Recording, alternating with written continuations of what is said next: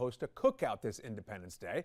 According to a new survey, you can expect to pay more this year for many of your favorites. Let's walk you through it. Take a look at this. According to the American Farm Bureau Federation, 2 pounds of ground beef is going to cost you more than $12. That's an 11% increase since last year.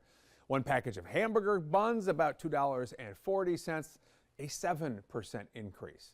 Now, 2 staples decreased in price, chicken breast and homemade potato salad. Alcohol and soda, though, that's going to cost you a little more.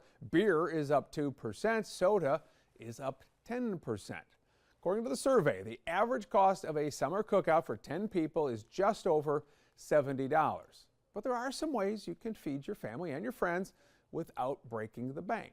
Financial experts just swapping alcohol and soda with water. Soda and beer take up nearly 40% of the total cost of the barbecue. You may also want to consider swapping proteins. As we mentioned there, chicken breast prices are down. Beef is 3 times and pork roughly twice the cost of chicken. Also, make homemade potato salad instead of buying potato chips. Potatoes cost under $1 per pound, which is a more than 4% decrease from the price we paid last year.